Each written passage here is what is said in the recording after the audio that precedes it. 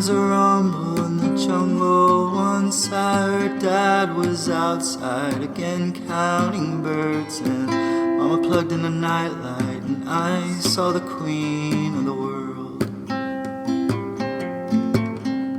Welcome to the Golden Hour Birth Podcast. I am your co-host, Liz. And I'm your co-host, Natalie. And tonight we have Amy from Montana on, sharing her birth of her 3 children. Amy, thanks so much for coming on tonight. I'm happy to have you here. Thank you both for having me on here. I'm really excited. Awesome. So if you just want to go ahead and share a little bit about you and your family, and we'll go from there. Yeah. So I'm married to a wonderful man, as we were talking about Montana. He works outside in the freezing cold, building houses. We have 3 little boys, and they are 9, 6, and 2. So I have a little COVID baby in there, and they just keep me busy. They're amazing, and there's just something special about raising little boys. They're busy and running my own practice. You know, I feel like I'm pulled in a bunch of directions, and I don't know that I could be any more blessed than to have little boys. So, yeah. They are the sweetest. I love having a boy first. Gosh, with our last baby, I was like, okay, maybe this will be a girl. And of course, he's a little boy. And I'm like so grateful. I'm like, if we have another one, I hope I have another little boy. I love them. They love me so much. You said that you have a practice? Yeah, so I'm a licensed massage therapist.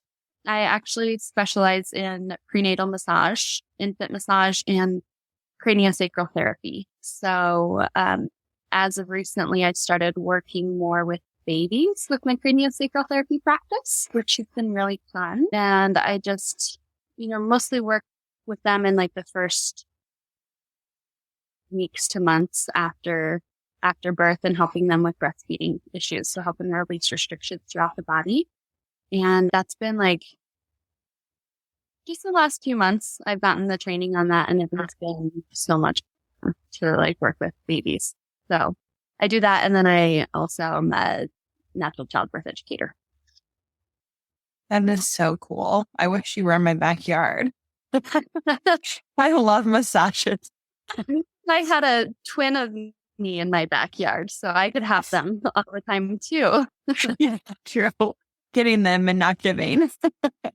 It is a perk of like being a massage therapist, because like you find your people and you trade with them. So if you want to share a little bit about you and your husband deciding to start a family and kind of that process. So, gosh, my husband and I have like a long history of like knowing each other. We went to a school dance together in high school. We're both from our little town, and I was like, I'm going to run away and never come back. And I came back after college.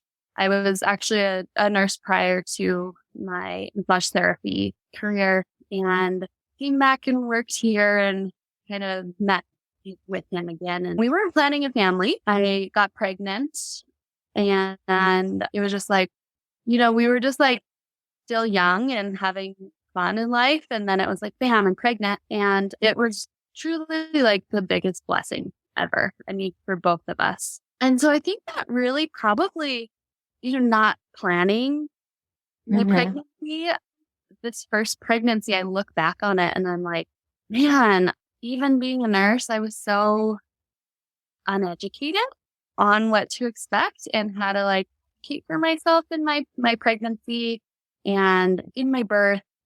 Gosh, I think I was 23. So I can't say that I was young, but we weren't married. So everyone kind of considered us young. But I, with that pregnancy, I really tried to dive in as much as I could. And so this was 10 years ago.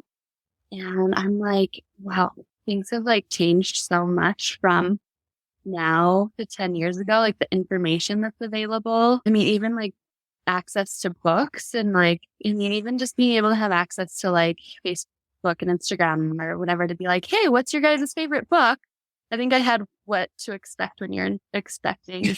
I was like, okay, this is what I have. I knew I wanted like a natural birth. I wanted like an unmedicated birth, but I didn't really I just went with like my OB that I had always like had for like my, pap smears and annual checks and stuff. And in hindsight, I look back and I'm like, gosh, I wish I would have known to do research. He was like, you don't need a childbirth education class. You're a nurse. You know everything. And I'm kind of just sitting there like, on the sterile table, just like, hey, just very like, it was so unexpected. And I just feel like I just grown into this world of like becoming a mom.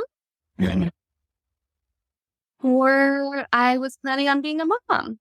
And so I went through my pregnancy, and that doctor, he wanted to induce me, even knowing that I wanted a natural birth. And he actually scheduled me for an induction at 39 weeks. And I was like, I don't want to be induced. I really just want to go natural. And he's like, schedule you in. If you want to show up, how about you just show up? And I was like, well, I don't think I'm going to show up. And he's like, well, if you want to, just decide when that day comes. And I was like, okay, well, I'm not showing. 40 weeks hit. And, at that point, you're so vulnerable. And I was like, maybe not. And he's like, no. He scheduled me for another one. I didn't show up. I was just like, I'm not going. I don't want to do this. And it was like throughout the whole pregnancy, it was like red flag, red flag, red flag. I just didn't feel like I needed to. But I was like 5 days after my due date, and I finally hope. I thought needle massage. Maybe this is what me into wanting to be a massage therapist. I was like, oh, that was heavenly. I feel good. I surrendered to trying to do all of the things to get this baby out. And I'm just going to let go and relax. And I went to sleep that night. I woke up probably about 4 a.m. and I was having contractions. And I was like, I'm so excited. And, at this point, you're like, what did they tell you? When you have contractions every like 3 to 5 minutes and they're regular. Yeah. Still. And I was like, I don't know, but this doesn't feel really intense, but I don't really know what it's supposed to feel like. I mean, I was one of the first out of my friends to, have babies. I had another friend who had a baby before, my sister was induced. I just never been around like birth all that much, even though I was a nurse. Yeah. But so I wake up and I'm like, just so excited. And so I'm kind of pacing around. My husband, who was like my boyfriend at the time, he's sleeping. And I'm like, do I wake him? Do I not? And I just waited until 7 when I woke up. And I was like, I'm a labor. Let's hurry up and go to the hospital. Because I was just like, I was scared I wasn't going to have enough time, which, I look back and I was like, oh my gosh, you have so much time. But they make it seem like you need to like go right away and or like movies. Exactly. It's just like everything that we've been like programmed to think about it is like, oh God, but if I don't go right now, what if it happens in the car? And like you get there and you're like, or you experience birth and you're like, that is not how this first one can go for me. And I get in there and I think I have 4 centimeters dilated and I'm feeling all excited. I, of course, go in at shift change for the nurses. So they're all like stressed out and shift change. And I think the doctor had a few other inductions that I kind of got in the way of. And he just walks in and he like reels in this little red cart, like as he's coming in. And I was kind of like, I remember questioning what that was. And I was texting my mom on my phone to let her know that we were up at the hospital. And he said to me, how are you feeling? And I was like, they're a little intense. I'm doing okay. And he's like, I want you in so much pain that you can't even look at your phone. And I was like, I remember being so taken aback, like, what? And then he's like, well, let's check you and see where you're at.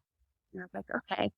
And he's checking me and he looks at the nurse and asks for the amni hook, which is, I'm sure you guys know, the little hook to release your membrane. And he's like, I'm going to break your water, okay?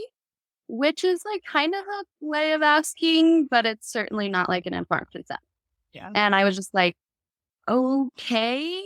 And honestly, it wasn't even a thought that I had thought about. And he broke my water and he told me I could get up and start walking around. And man, that hit me so hard. I actually was like walking the hallway and I ran into another, like a friend of mine who was having her baby too. And she's trying to talk to me. And I'm like, I need you to stop talking to me. I think I'm going to puke. And then I just, I went into the bathroom and I, like my whole system just flushed. I'm sitting on the toilet, like flush system. I'm puking. I'm crying. My mom's finally there. She's trying to help me rub my back. And in between contractions, I'm just like, I'm spiraling out of control, which now I look at this and I'm like, I was totally in transition. Knowing my other births, I go very quickly. But at the time, I was scared. And you go back to those movies you were just saying, like, it's scary. And when you don't have, that education, I was like, I was scared and I was really starting to go in that like fight or flight. And so I asked for the epidural and I had a wonderful nurse too. Her name's Dorothy. And I just like am so grateful for her. So she's, like holding me, rubbing my back, encouraging me to breathe through all of this. Cause my husband is like, wide-eyed. He's like, I don't know what to do for you. I want to help you. I don't know how to help you. And like men just want to like help and in a situation they've never been in, like he was just like, oh my gosh. And then my poor mom, I feel like poor mom, she takes the brunt of everything. So I just like didn't want her there, but I needed her there. And and so this nurse was somebody to just help bring me back down. And so she calls to get the epidural and the guy comes in and he just was not very compassionate, and that's all right.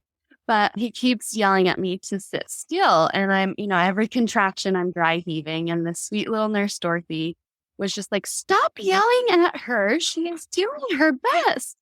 I just was so thankful. But he finally got the epidural in. And I just remember I was like, sitting in the bed. And I just fell over. And he told me to stop being so dramatic. And I was like, I'm not being dramatic. And even at this point, I was a nurse and I didn't really even understand how epidurals completely worked. And I was like, oh yeah, no, this isn't right. And so they're trying to get me sat up in bed and they just couldn't get me up without extra help. And so I was just dead. And by this point, I'm like numb from like my chest down and I could barely lift my arms up. And later on, we came to find out that they had gone spinal. And so I was just like dead numb. But nobody really said much about it. So I thought maybe that's just how it was supposed to be. And we get me in a comfortable position, seated, sitting up. And I don't think I ever like moved, from this position. So I probably got the epidural. So I went in at 7, probably got the epidural at about 10. And then I think I probably just sat in that position for like the next 4 hours till I was having a contraction because I just get this wave of nausea, but otherwise I couldn't feel anything. I was resting. I was relaxing. Everyone was in the room. My mother-in-law was there. Gosh, my father-in-law was there, my dad, my mom, my husband, my sister. And I was like, okay, this is all right. I'm like, I can do this. I'm calm. I'm getting a little rest. I feel good. And they came in to check me. And my nurse, Dorothy, was like, oh, you're 10 centimeters. Can you give me a little practice push? And I'm like, thinking that I'm giving it my all. And she's like, honey, you got to try pushing. And I was like, I think I am. Am I not? I couldn't feel a thing. And she was like, okay, well, let's just give you a little more time. And she came back a little while later. I don't know, maybe an hour or so. And I still was like, she said there was like not even a budge, like not a movement, nothing, and looking back now is like, had a spinal. I had no movement at all. And I remember. Sorry. Did they mess up the epidural and put it in the wrong spot or? Yeah. So they ended up going just a little too far. And that's, why I fell over, because it was like complete spinal block from that level down instead of just that little bit of numbing. Wow. Yeah. That's why you go to intense school for it. Right. Exactly. And I can't remember what he had told me, like the percentage rate of that happening is, but he said it's pretty slim, and I think it is. But man, that stuck with me for a while. I mean, I was a labor and delivery nurse after this, and even watching some epidurals get put in, I'd get that like flush feeling of like flashback of my own experience. So they had just gone too far through those little layers. And so then I remember hearing Dorothy talking to the doctor, and she kind of behind the curtain and telling him what's going on. And I hear a mention of a C-section, and I was like, wow. Like I didn't even get a chance here. And I'm like, okay, it's going to be okay. And she was like, no, you're not cutting her open. This is her first baby. Why can't we just turn the epidural off? And he's like, I guess you could try that if you wanted. And I'm just so grateful that she had done that, because there was no way that I was going to ever push a baby out, like, especially a first baby. And my body was new to what was going on, and then 100% numb. And so they turned the epidural off, and they asked me if they could do that. And I was like, absolutely. If this is going to get me a vaginal delivery, like, yes, please. I'd rather feel everything and at least have a chance at this than to just be wheeled into the OR right now and like not even understood why. And so they turned it off, and it wore off pretty quick. I think within probably 20 minutes, I had enough feeling that when I would have a contraction, I had that urge to bear down. And the doctor, I remember at this point, he was like, okay, you need, and they put oxygen on me and, started, I think, an IV bolus and all of that. And I was like, okay, you need to push now. And I only pushed for 15 to 20 minutes with him, and I got him out. And I remember feeling at least most of it. I know I was definitely numbed, but just having that little like, wow, I could feel this. I could feel his head moving into my pelvis. I could feel him coming out. I could feel that like ring of fire. And I was like, I want to do that next time. I want to be able to feel that. And, it's so interesting because like, there are all these things that happen in that birth that I just didn't even think about because I didn't have, I feel like the education that is so accessible. And again, I live in a small little town of like 35,000 people, and there's barely even childbirth education happening now, let alone 10 years ago. And I just remember being ready to put him on my chest, and they just like brought him to the warmer, and I could sense on his little face that he was just so upset, and he was kind of looking like moving his head around, like, where's my mom? And I just remember going, Mason, buddy, I'm over here. And he just stopped crying, and like his head turned towards where my voice was. And he just was like, calm, and I was like, he's supposed to be right here. But I felt so kind of just like unconfident in, it was like, oh, they know what they're doing. This is just how it goes. Like, that's just how it's supposed to be. And then they brought him over, and he was okay, and he was happy. And I was like, I'm a mom. Here I am. And I ended up having more complications with the epidural after that. They had unhooked the tubing. And because it was spinal and within those layers that normally wouldn't have cerebrospinal fluid, that fluid started leaking out of the tubing. And so I had really filled up like 4 or 5 chuck pads, the big old blue chuck pads of cerebrospinal fluid. And, they were like, oh, honey, you're just sweaty. And I was like, I'm drenched. Like, am I peeing? And they're like, no, you have the catheter in. And I was like, well, did something get spilled on here that I just couldn't feel it? And they're like, you're just sweaty. That's what happens when you have a baby. And I was like, well, can you get this changed? Because I'm soaking wet.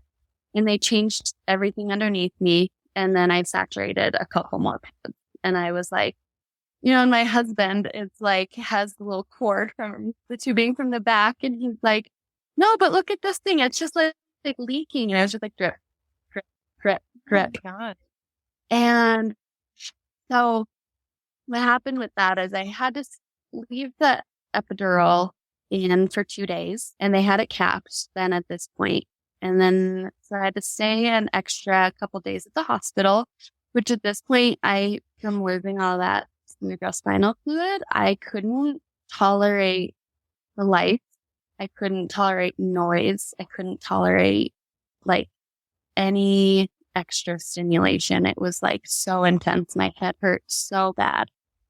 And so after a couple days, they end up taking that epidural out and seeing if I'm feeling any better, which was like clear I wasn't. And so what they had to do is go in and do what's called a blood patch. And so they go back in spinal, draw, can't remember how much blood they drew, maybe like 10 to 20 cc's.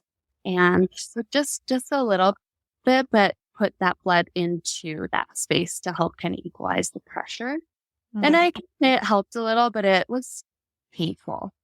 Mm-hmm. And I think that like postpartum experience was just hard, but I thought that's just what it was supposed to be like, right? Like everyone around me was like, oh, honey, this is just what happens after you have a baby. Oh, honey, you're okay. It's like all the, like older women who were coming to visit and see the baby and see me. And it was like, oh, honey, like you're fine. Every mama has a headache after she has a baby. And I was just like, okay, I guess this is it. And I would do like my yoga and my stretching and my like, breathing. And I'd have my husband rub my back. And, eventually, probably after like 5 or 6 weeks, I could like stand up out of bed without having back spasms. And luckily, Mason was like a good little eater and he did okay sleeping. We'd have those nights of like driving around, trying to get him to soothe and sleep. But it's almost like as soon as I was able to kind of calm my system, he was able to calm his system. And that makes total sense because we're so like connected as moms and babies. But I just knew that like after I left that experience and I kind of went on my own like self journey and learned so much more about birth, I was like, I do not want to do that again. Because in the moment, I was like, oh, that birth was okay. I mean, everybody says their births suck, right? Like, yeah, and I can't believe I thought I was one that could like go in and just like gently push out a baby and like not have pain meds. And then I started really looking into it more and I was like, no, I can do that. I can. Like, I don't think it's supposed to be like that. And especially looking back on it like 10 years later, if somebody told me that story, I would be like, no, that is not how it's supposed to go. As you're talking, I'm like this and this and that. Like, that's oh my gosh.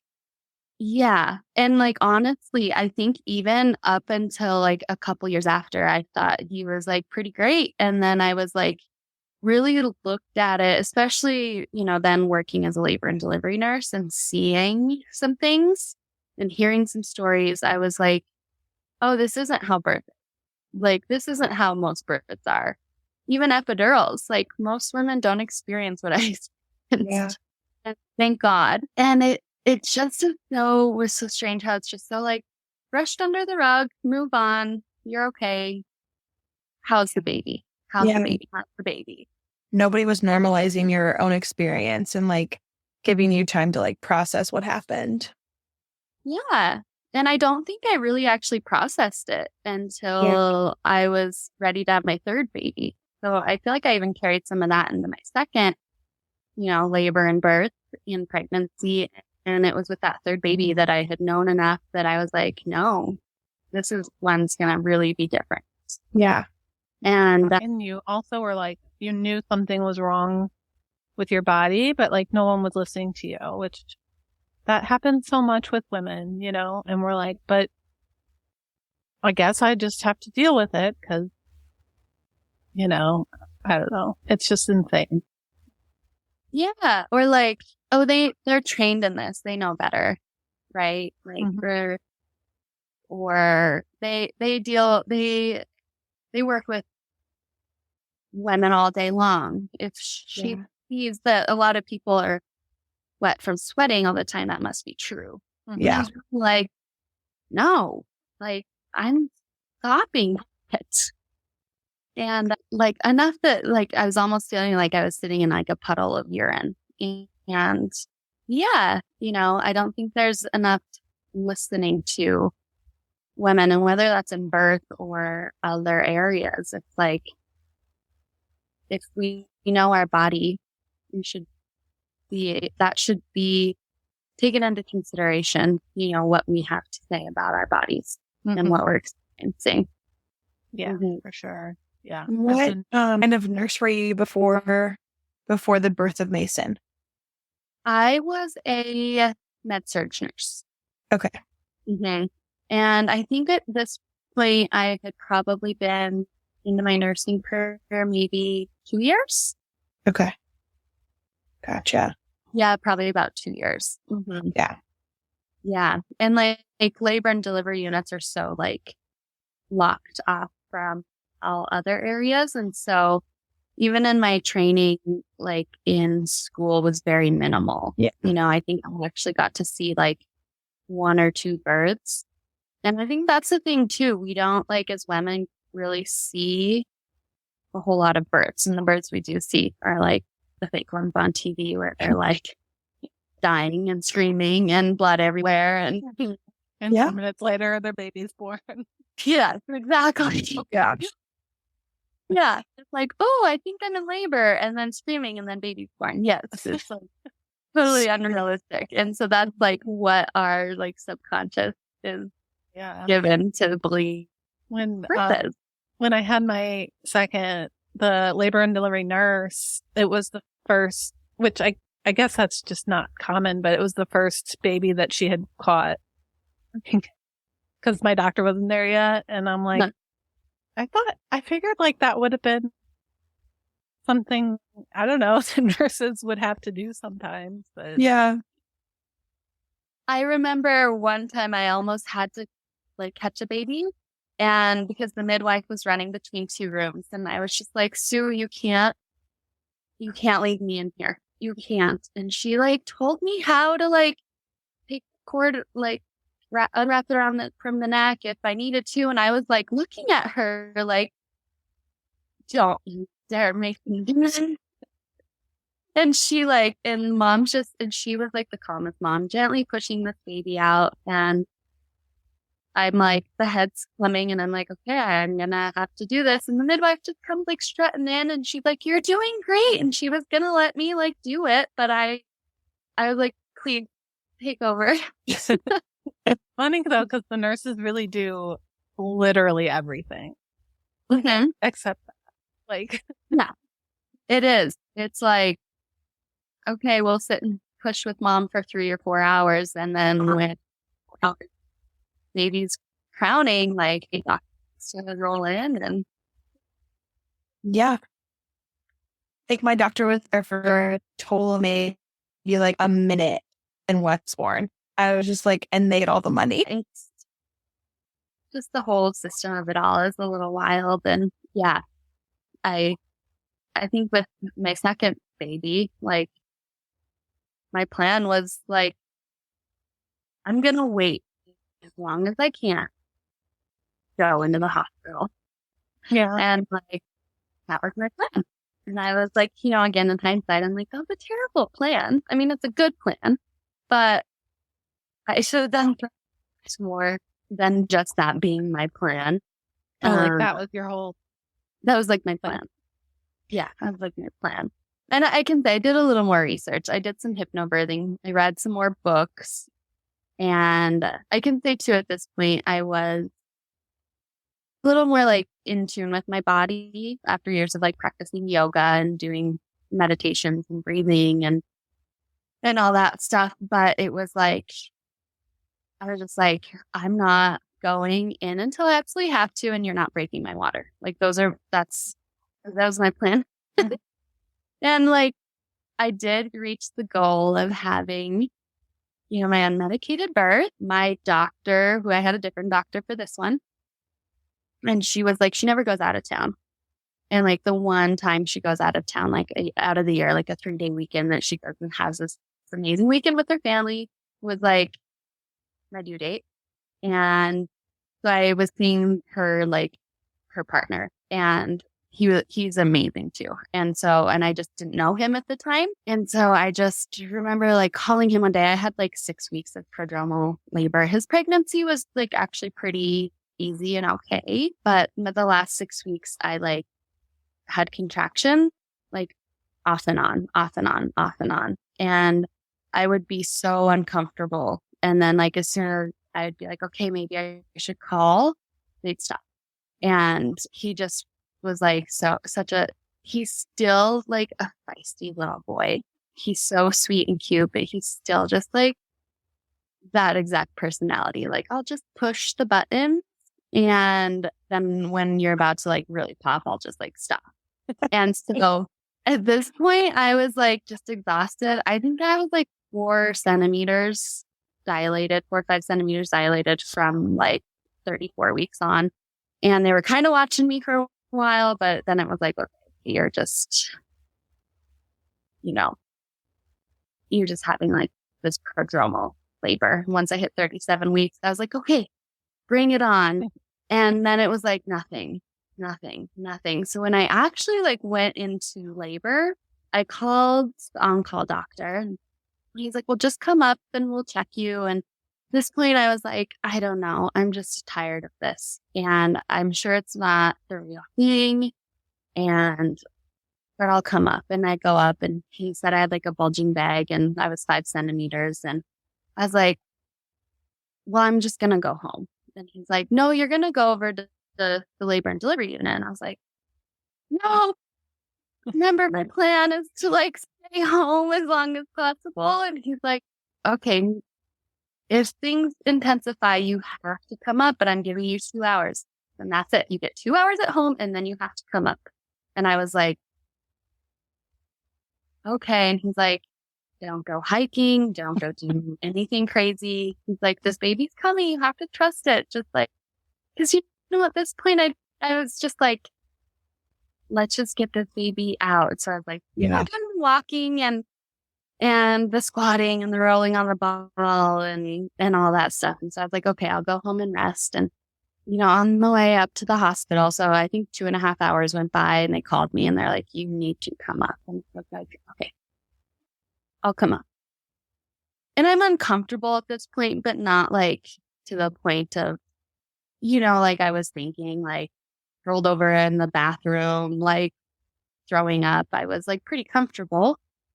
And so my husband, who we were married at this point now, and this baby, he was planned. It was like, I feel like since he was even my planned baby, it was like, okay, pregnancy and this part of it going to go as you want it to be planned. Mm-hmm. And so I would just like, part of me wanted to kill him because he's like, I really need a haircut. And I just think after we have the baby, we're just not going to have time for me to get a haircut. And I just looked at him like, are you kidding me right now? And he had already like hung a new door this day and all this stuff, like finishing all the last things. He's like nesting. And I'm like, really? You need to get a haircut like right now. And then I was like, well, I don't feel too bad. So we stop and he goes into the barber, he gets his haircut. And we get up to the hospital and they're like, what took you so long? And I was just like, well, he had to hang the door and he had to get the haircut. And they were like, you stopped to get him a haircut? And like, I was like, my husband is not. I mean, he's like a typical husband, right? But he's not like, I need a haircut and I'm not taking you to the hospital. I was like, I am like equally responsible here. And so they like, checked me. I think I was like 7 centimeters. And he's like, well, we could break your water and we could get this going quick. And I was like, no, not doing that. Last time, like, I was like, no. And like, here's a provider who has a really good reputation in our town, but I don't know him, and I just know that he's a kind man, and I just don't really know him either. But he knew how scared I was because, like, as soon as I had my first visit with him when she was gone, I was like, this is what I'm worried about. And he was like, okay, I understand. And so he's like, we won't break your water then. And he's like, so we're probably looking at about like 3 more hours of labor, just if we're looking at average. And I was like, okay. Now at this point, I think I can't go another 3 hours, And he's like, well, here's kind of our options here. And so we were talking about him. And I was like, okay, I have to go to the bathroom. And he's like, okay, we'll decide after the bathroom. And I get up and, at this point I'm doing like my husband told me it sounded like I was mooing, so I'm just like in there and doing the like, like deep, low breathing. And he's like, very lighthearted man. So he's just like, honey, you sound like a cow in there. Are you okay? And I'm like, and so, I come out and my provider's like, let's check you again. And I'm like, okay. This is literally just like 5 minutes. And he's like, okay, so you're like 9 centimeters right now. Did you feel your water break when you were in there? And I was like, no. And he's like, okay.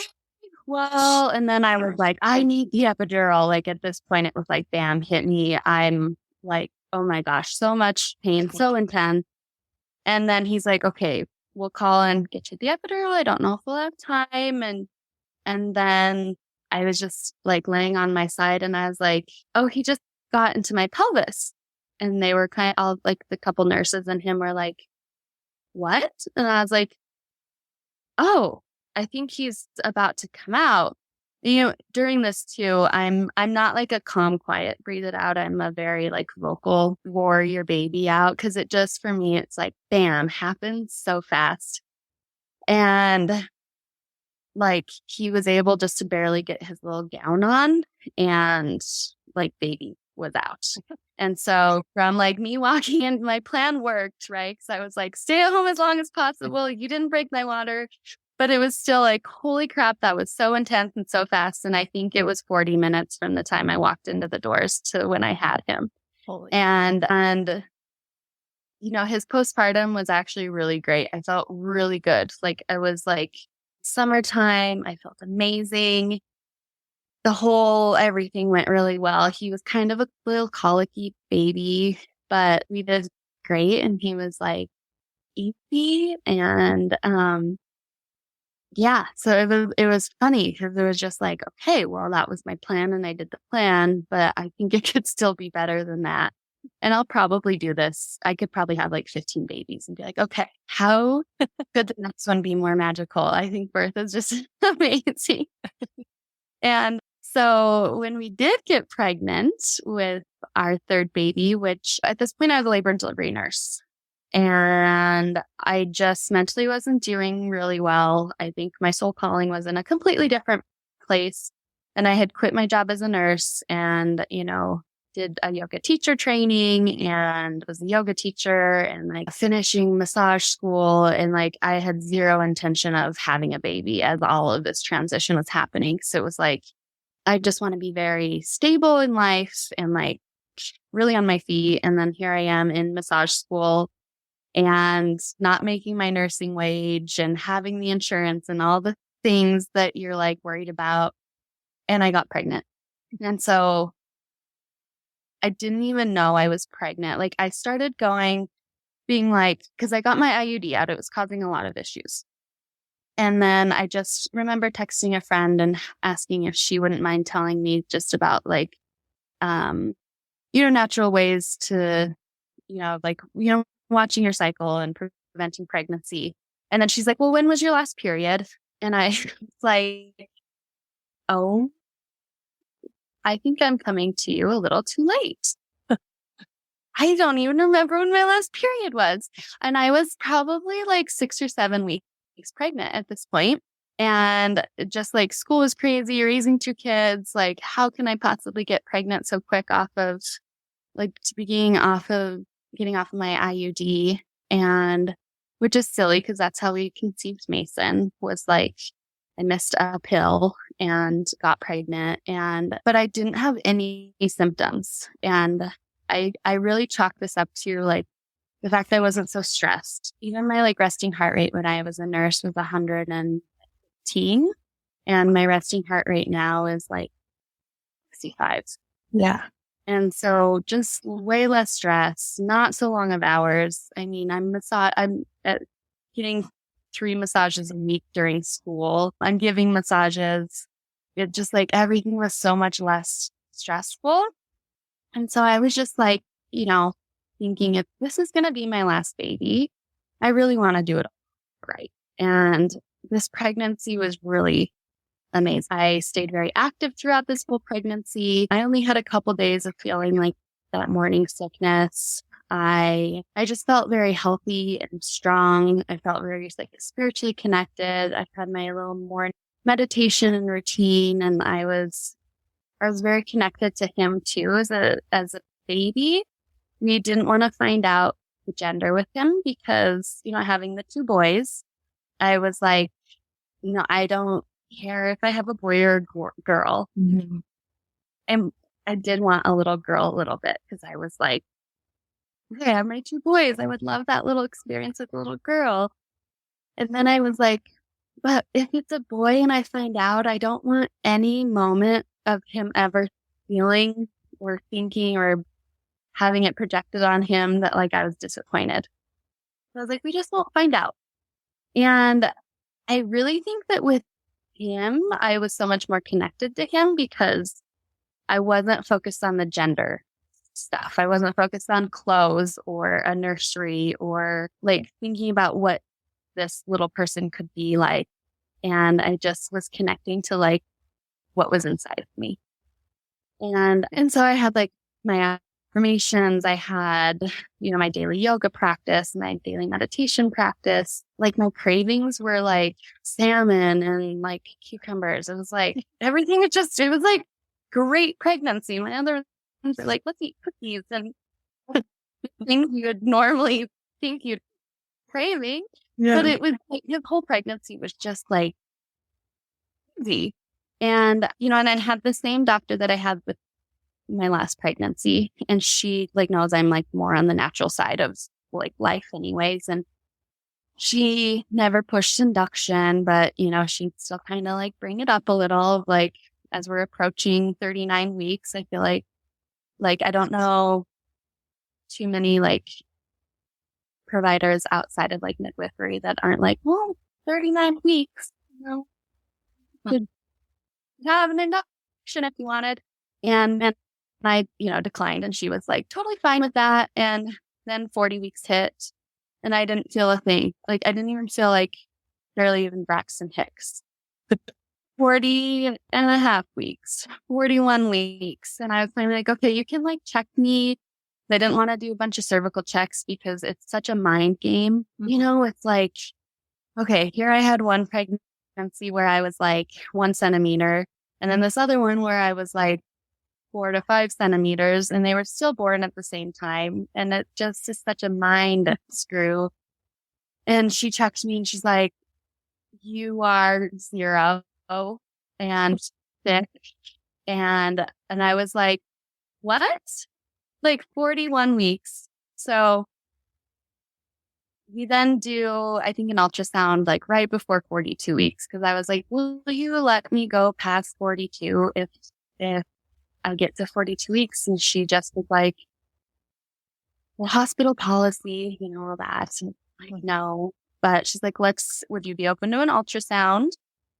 And we can see what your placenta is doing. And I'd really have to like come back and like ground myself and be like, okay, Amy, what are you feeling? Do you think this is not going to go well? Do you think you need them to induce you? Do you think what do you feel? And all of it was like in my gut, I was like, he's going to come on his own. I know he is, and everything's going to be fine. And we did the ultrasound at like, I don't know, 41 and 5 days, which I know due dates are just like guess dates, but he was happy as could be. I swore I saw a little peep and balls, and I was like, oh my gosh, we're having a boy. And the ultrasound tech was like, no. And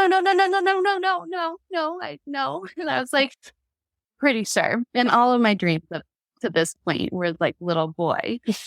But they, I think probably at this point said that the placenta was showing signs of some deterioration, and they recommended induction at 42 weeks. And I was like, said that, okay.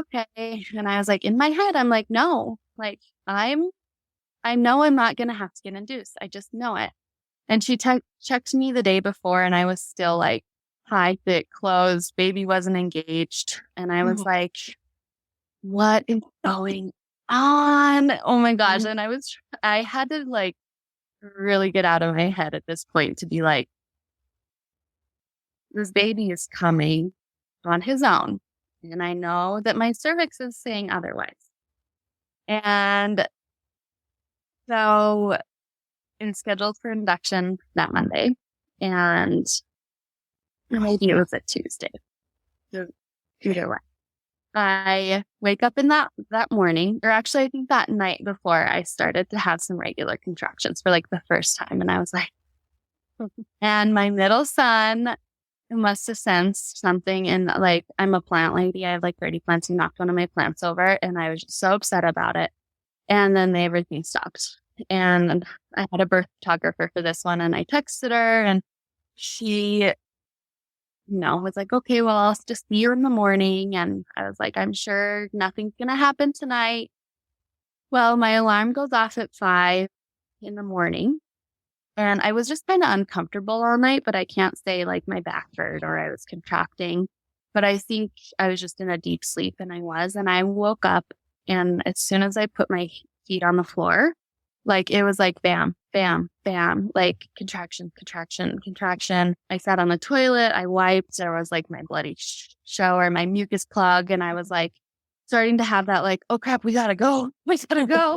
And knowing that I do go pretty quick. And so my mom hurried down, and since I had known a lot of the nurses on the unit, I texted my friend Jenna and was like, hey, I'm coming up. And on my way up, they stop. And I'm like, okay, whatever. We're on our way. Let's go. And it was so sweet. I get up there. It's like 7 a.m.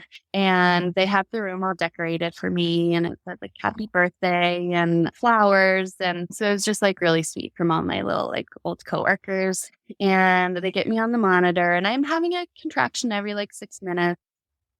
I'm like a centimeter dilated at this point, and I'm like, okay. And they're like, well, we could give you Pitocin. And then I'm like, no, I'm in labor. Just let my body go. And they were like, and we definitely can't break your water because baby's not engaged. And there was so much fear around his cord coming out first. And I was still like, no, I'm not even going to welcome that into my brain because I'm not going to manifest it. I'm not going to worry about it. Mm-hmm. And I was like, okay, I'm prepared for a long day at the hospital, and also prepared to be able to like advocate for myself. Having been a labor and delivery nurse then too, and seeing everything and then doing my research, I was like, okay, I'm prepared, and at least I feel comfortable with all these people. And so my birth photographer had already come in because she had a feeling I was probably in labor, and she's there and she's like, okay, well, it's probably going to be a little while, and I'll just go drink some coffee down in the lobby and text me if things pick up. And I mean, these contractions were like every 5 minutes. And I remember over the probably next half hour, I was just like leaning on my husband, and he's like the best doula ever. He's like, he'll remind me to breathe, and he'll sway with me. And he learned like from the first one to just like, he'll take a like deep breath, like instead of be like, hey, don't forget to breathe. And so he's just very like calming, and he's just like the best doula I probably could have ever hired. And I just remember leaning on him and going, I can't do this. I just can't do this. Like I'm only a centimeter, and like, Yeah. and this is how intense it is. And he goes, Amy, you this. And I was like, okay. And I'm kind of shaking at this point, and I'm like, but I can't be in transition. I'm like having a contraction every like 6 minutes. So he's like, well, what should we do here? And I was like, well, I kind of, maybe we can try the bathtub. And we go and get in the bathtub, and I'm in like on hands and knees in the bathtub, kind of like moving my hips around. And I remember just kind of like talking to him, my baby, and being like, okay, it's safe. Come on down. Like, you can do it. Just work with me here.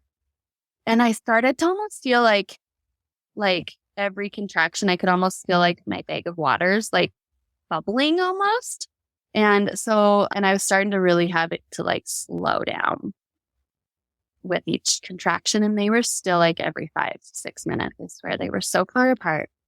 And I called the nurse, and I was just like, I think I'm getting close. And, they listen with the little Doppler, and I can hear his little heart rate. And I'm like, I'm pretty sure he's having like little decelerations with my contractions. And they're like, maybe a little, but not too much, just keep us posted. And I was like, in my head, I'm like, I think I am keeping you posted. Like, I thought that's what I was just doing.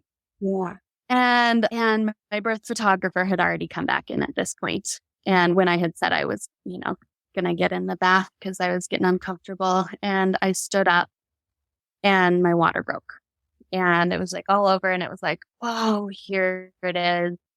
And from that moment, it took 6 minutes, I believe, and he was born.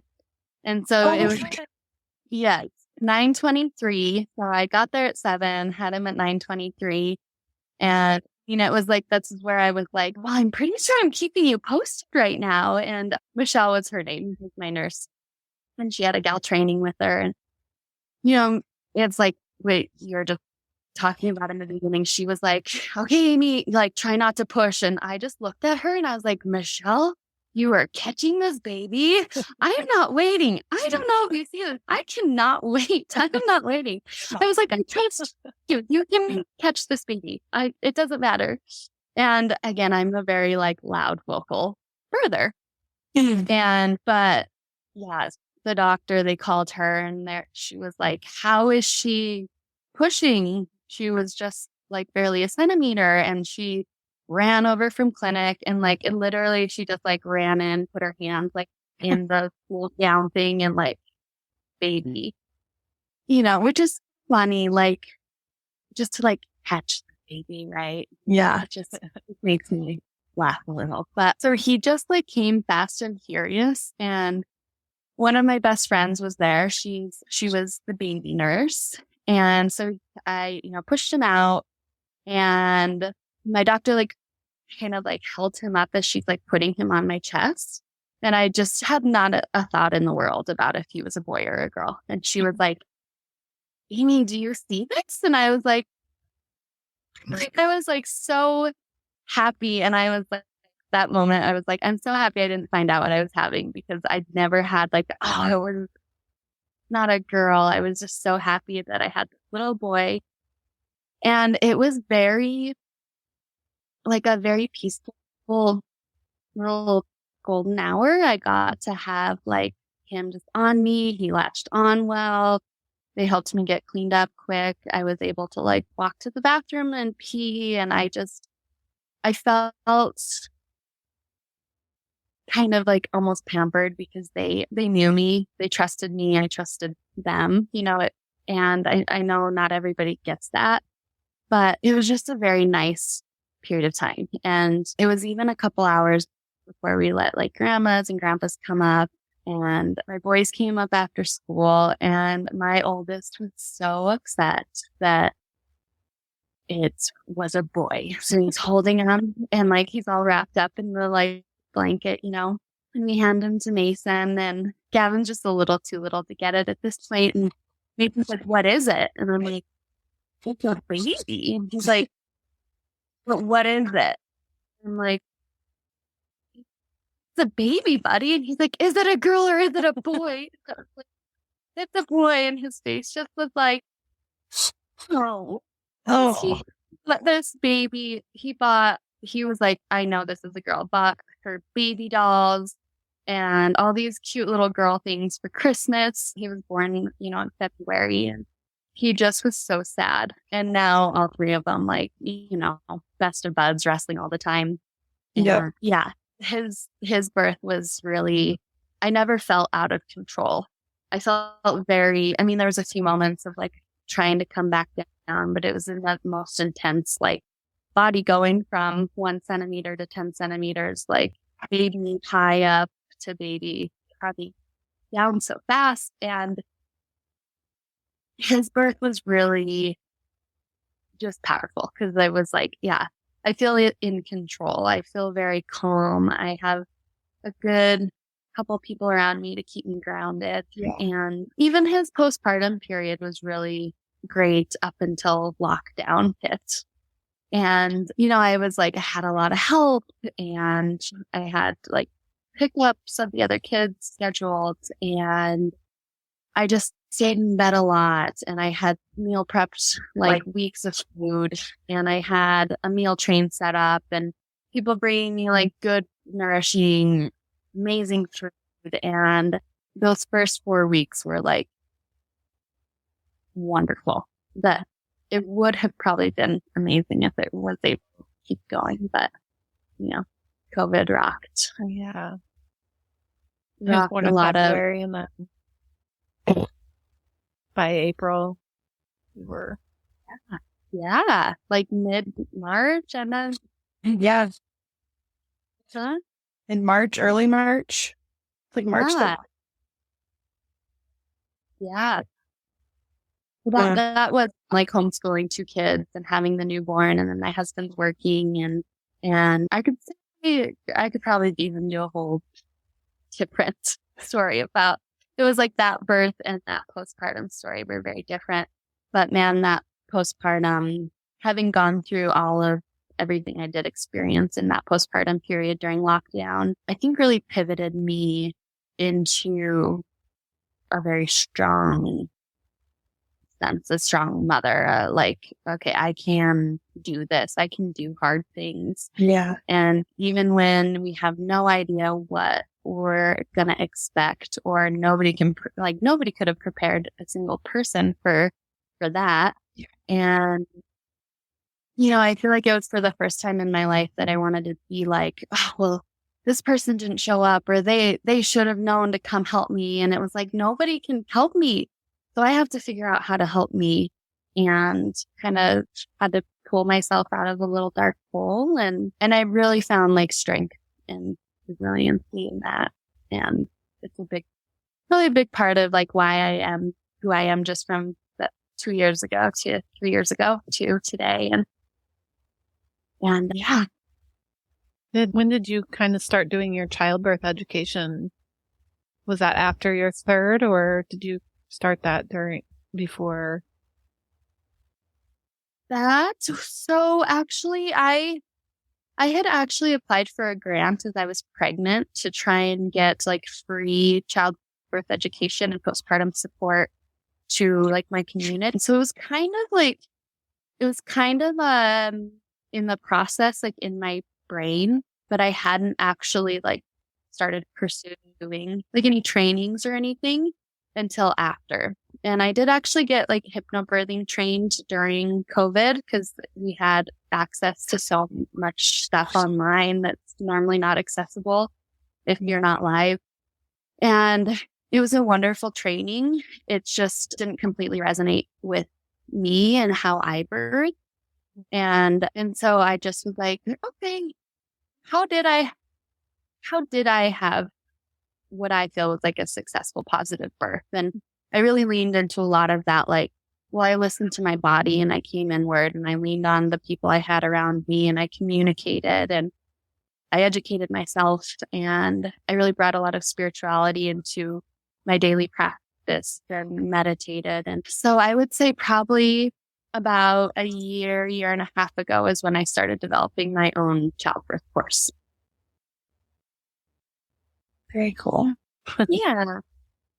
So do you kind of like combine all that into one for like new mamas, like the prenatal massage, the kind of childbirth educator? That's like part of what I'm wanting to build. I've actually done like some one-on-one like education with some of my like prenatal clients with like the childbirth education stuff. But like right now I don't have like a like combined like special, but I try so hard to get moms on a regular massage schedule when they're pregnant. Do that. I always recommend like to follow the same schedule as like your OB visits, which is totally not doable for everybody. Or like those last weeks, if you're going to the OB once a week, you should get a massage every week. Oh gosh. People think they're like chiropractor though. I mean, yeah, also getting your body ready. So. Yeah, it is. It's totally needed. And I don't know how other states are, but in like Montana, insurance will cover massage here and there, but mostly like car accidents. So it just depends on some insurance companies. But I know like all around, it's not really recognized as like a medical treatment per se or something necessary. But man, even outside of prenatal, I'm like, I just dream about the day that like insurance companies will cover it so it can be accessible to people. Mm-hmm. Wonderful. That's what I was going to say. Like if my massage therapist covered my doctor's appointment or covered my massages, like my doctor's appointments are covered, she'd know my whole life story by now. Right? I mean, it's like, can you imagine like this whole like well-rounded like prenatal like care of like you have your doctor's appointments, chiropractor, massage, pelvic floor PT, you're seeing a lactation consultant before you have the baby. Of like, you'd be a doula. A doula. Yes. Yeah. Everything needs to be covered. It should be. Yeah. And then after too, like you said, the pelvic floor therapy and lactation. Yeah. Well, and not even, and like having more follow-up visits than just a 6-week one. And yeah, that's just a joke. Because even like talking about Mason's births, by the time 6 weeks hit, I was like, hey, I'm actually get out of bed now. And so you go to your appointment and I'm like, feel pretty good, I think. But man, I would have had any follow-up care prior to that. I would not have reported that I was feeling very good, but whether something would have been done or not. But yeah, I think a 1 week appointment, a 2 week appointment, and then maybe a 4 and then a 6. Yeah. Absolutely. I mean, just as much as like babies get. There's just so much emphasis, which our babies are important, but there's so much emphasis on our babies and not enough on our moms. And I think our babies would be well taken care of. Yeah. Well taken moms. I know. I follow this OB on Instagram and like, I really like her and like her stance and everything. And she kind of explained this, like, that's why there's social workers in place. That's why there's like hotlines and things like that and like postpartum doulas. And like, I love that. But it's like, we have to like set that up for ourselves, or maybe we don't recognize that we need that in time kind of thing. And like, I totally get like, OBs have like other patients coming through and kind of like filtering through. But I wish there was like OBs who did follow up more, or just like had that time in their schedule kind of thing. Yeah. I think a systemic issue. Yeah. I think that people go into the medical field you go and they want to help. And then it's, yeah, they have to see so many people so quickly, so often. And yeah, where's the time? Yeah. And then they're also like diagnosing and fixing a problem, but not like asking, like, Yeah. are you feeling this or whatever? They count on us to tell them if we're not feeling or if something's wrong, which, if you're a new mom, you don't know if something's wrong. Yeah. Yeah.